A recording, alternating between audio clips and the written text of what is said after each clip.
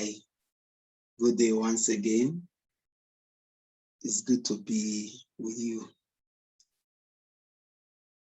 This week, we're considering topic 2, understanding documentary film.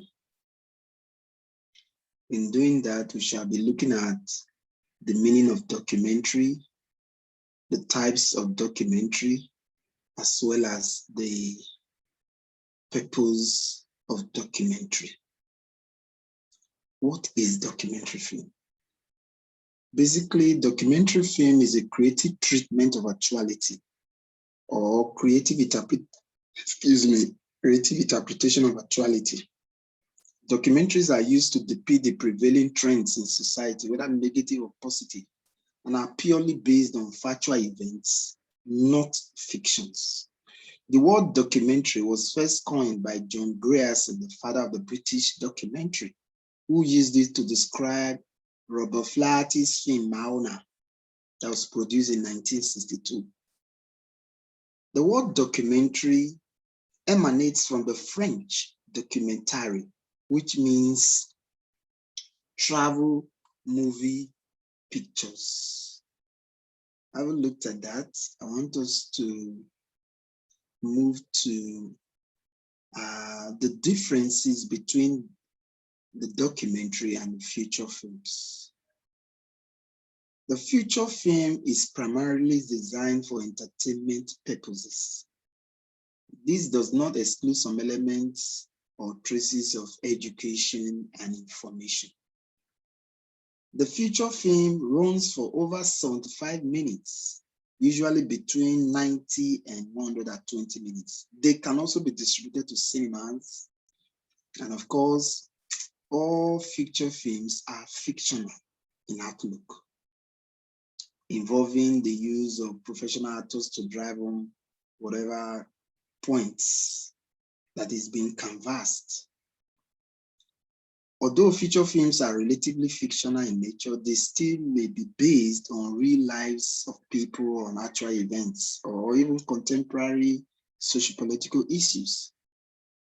This is against a documentary film that is basically based on facts and uses ordinary people and real places and events.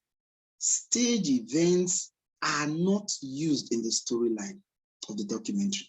They are therefore all non-acted films. In documentaries, the filmmaker attempts to interpret subject for the viewers rather than ordinarily showing a pictorial record of things.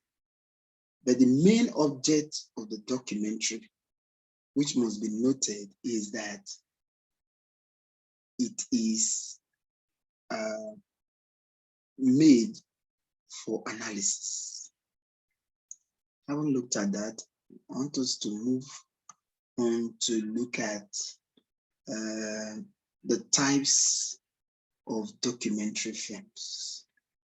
Types of documentary films. There are several types of documentary films, but we've categorized them into 5 in this facilitation. And of course, I believe you've been reading your Mark 441 material. And the categorizations are the naturalist, documentary, realist, documentary, real, newsreel, propagandist, and cinema verite. In naturalist documentary, as the name implies, makes use of the natural surroundings and everyday scenery such as mountains, rivers, sand dunes, forests, and so on and so forth. The realist involves the use of photographs to highlight contradictions of life in the cities and rural areas, such as the poor and the rich, the clean and dirty, and so on and so forth. The newsreel is a film that presents the events of a day or of the day in a straightforward manner with little or no elaboration for effect. This is different from the propagandist documentary, which basically involves the use of film as a persuasive instrument to elicit a particular effect from the audience. Of course, you have the cinema verite. This one reveals the power of an event to speak for itself, to document factually without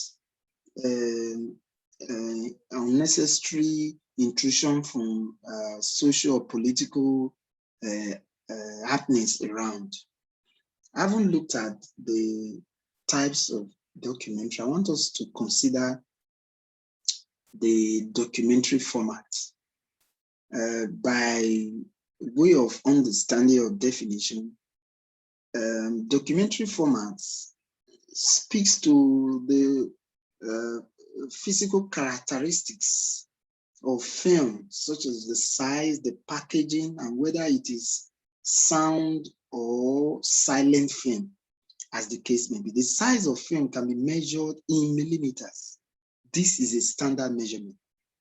Film sizes range from 8 mm used for domestic purposes, basically, to gigantic 70 mm, which is used on some widescreen feature films. For television film production and documentary generally, only 3 sizes are used.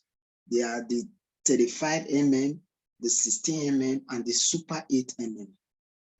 The 16 mm is the most common among the 3, while the 35 mm is mainly for professional productions. The 35 mm is used in prime time entertainment programs, as you see in NTA, AIT, and so on and so forth. The size of the former produces, the size of the 35 mm, produces exceptionally beautiful pictures. However, it is rarely used for most video productions, since only the network and handful of television stations have 35 mm projection capability, just the way I told you, AIT, NTA, channels, and so on and so forth, and perhaps some production houses such as Mainframe, Landsweat, film production, and so on and so forth.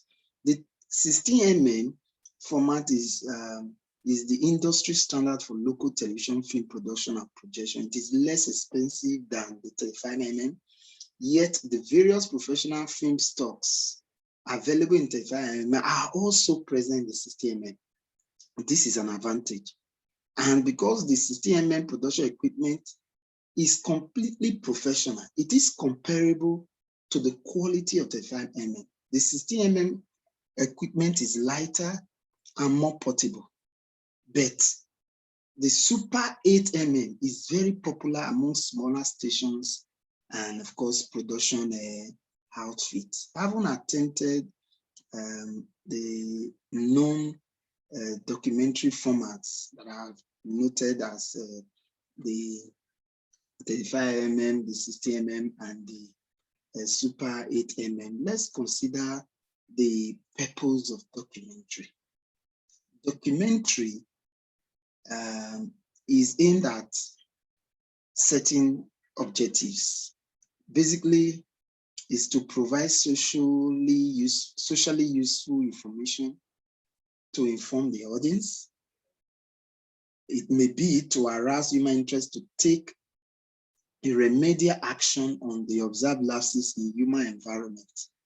It could be to also convince people to accept a new idea or to develop a new opinion or attitude. Let's take the case of the COVID-19 that has now brought us to the new normal. A documentary could be made to capture the advisory on the COVID-19, and such a documentary could be said to, engender a new opinion or attitude from the populace. The documentary, in terms of purpose, could also be to persuade the audience to carry out a specific course of action. And of course, the last but not the least is the importance of documentaries. Documentary film is important and it's very crucial to broadcasters as well as media professionals. First, it gives them the chance to use the broadcast media to explore the significant issues in their immediate environment. It provides opportunities for experimentation, and of course, it allows broadcasters and media professionals the opportunity to re-experience creativity outside the realm of formatted typologies, such as we have in drama. It allows the freedom to explore the various attributes of performance as a communication strategy designed specifically for the audiovisual medium. So thank you for listening.